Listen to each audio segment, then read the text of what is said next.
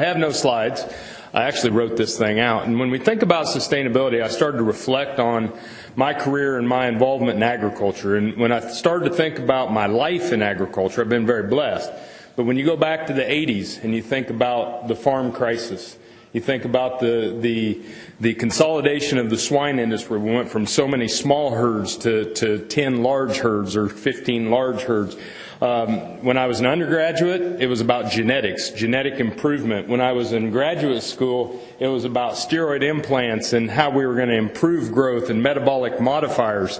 And then when I got out and I became a veterinarian at Cactus Feeders, I started going through things such as, in the 90s, such as the food safety, the Jack in the Box, HACCP was born, correct? And not until we had the big recall from ConAgra in 2001, 2002 on ground beef did we really start to see the pushback into pre-harvest food safety.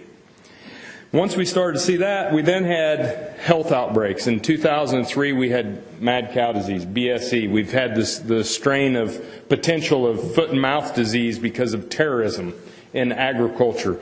We've talked about avian influenza. We've had PED in the swine industry, many different disease outbreaks.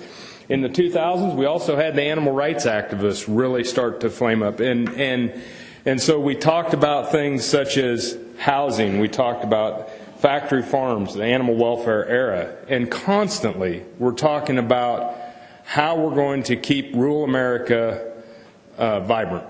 How do we get help? How do we keep Main Street open? How do we keep our schools open? All of these things then get slid under one tent, sustainability, right? Sustainability is all of the above. Everything that was engaged throughout the years, or at least through my time in agriculture, something had to be balanced with what was going on in the current topic at hand. Today's antibiotics, tomorrow will be something else. GMOs are something that we discuss frequently. But this constant monitoring of all variables is what sustainability is. Sustainability is not something that is just cut or split in time. It is a continuum. It is something that is balanced forever. The one thing is how do you look at it? Is it the sustainability of humankind? Is it the sustainability of the people of a nation? Is it the sustainability of your corporation? Or is it the sustainability of your commodity group? It might be something as simple as the sustainability of your household. Many different definitions of sustainability, many different variables that have to be included. But the other thing is what level are you discussing sustainability? And I think that when we look at that, one thing we know is we have to eat, right? We have to have agriculture. We have to have livestock production. So ag sustainability is important or necessary for the sustainability of humankind. Many different outcomes are measured to measure sustainability. Profitability, performance, mortality, greenhouse gas, food security. Sustainability models and forecasts are important for agriculture's future, and sustainability regulation and taxes are important for the conservation of agriculture in an area where resources are limiting. Fences and boundaries are really good for governing and for taxing and things of that nature. But I'm sorry, climate change and things of that nature are not going to look and see where the fences are. They're going to shift. And we have to be able to move. Albert Einstein said that life is like riding a bicycle. To keep balance, you have to keep moving. And sustainability is no different. Sustainability is balance. It never sits still. It is extremely complex. Economics, food safety, food security, environmental responsibility, animal health, antibiotic resistance, human health. And so much must be measured constantly and kept in balance. It's not an audit. Sustainability is not a pass or fail of an individual operation. It should be the constant tracking of skating. As Wayne Gretzky said, skate to where the puck is going to wind up, right? Don't chase the puck. And that's what we have to do with marketing, with sustainability. This is a quote from the National Academies of Science, and Mario Herrera is one of my heroes when it comes to sustainability. Recent global assessments have considered particular elements of livestock and livestock systems, but none addresses such systems, and their considerable variations is comprehensive in an integrated way. This has led to inaccurate simplifications of messages surrounding how to manage the livestock sector's growth in the future. The lack of a systems perspective has also curtailed explorations of more sustainable options for the sector's development. This needs to be rectified. Global change will have highly differentiated impacts on food, livelihoods, and ecosystem goods and services from the livestock systems around the world. What that's saying is, we in the livestock industry must practice brutal honesty when it comes to sustainability.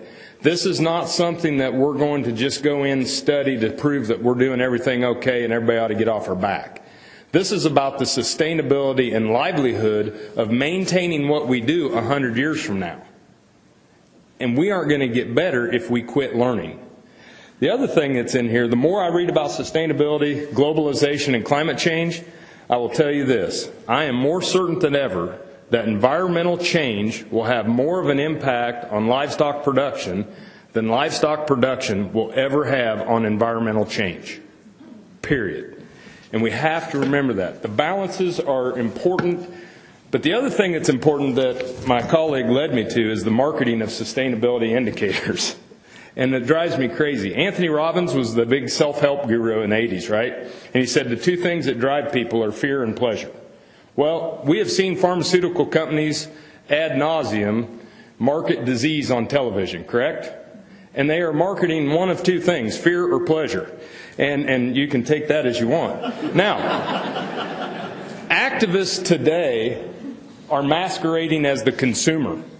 And they are having the fear factor, or trying to get food groups or brands, food brands, to market the fear agendas to sell our beef, dairy, pork, and poultry products. Fear is an interesting emotion which affects the thought process and reaction of individuals. It can be extremely powerful. It's not the safest tactic, but if used correctly, can have huge impact. Restaurants do not feed the poor. Restaurants feed the rich. Restaurants feed the people who can afford to have someone else plan the meal, cook the meal, and do the dishes. We have only spent 4% of our personal income since 1929. It has not gone up or go down on restaurants, on food outside the home, for almost 100 years. So it's a captive supply for those restaurants that they're all fighting over. When you hear, well, we've gone antibiotic free, you don't say, well, I'm going to go out to eat more now. No, what you say is, hey, honey, let's go out to eat. And what's the next question? Where do you want to go? We're going to spend 4% of our personal income. So they're all fighting over people who have money. And the people who have money are making the decisions and putting money. The rich can afford to err to the side of safety. Poor people in this country just want to eat. When I start to think about retailers, and these types of decisions, please, retailers, have patience. This is about sustainability of mankind and providing food for people in an affordable manner. Poverty in this country is determined by the price of food. It has been since 1963. If you increase the price of food without increasing the income of people in a country, you increase the poverty rate. I don't think restaurants understand that they could be inadvertently increasing the rate of poverty in the United States, which diminishes your tax dollar because it increases the number of people reliable on food stamps. But restaurants don't care about food stamps because they don't take them. Grocers do. So it is an important source of this. Today, the average per capita income in the United States is roughly $24,000 a year. Poverty for a household of 4 is established at $24,000 per household, and 25% of the households in the United States live underneath that mark. This is not about, we have forgotten about how little money people live, and the decisions that are being made today are being made by people who can afford it.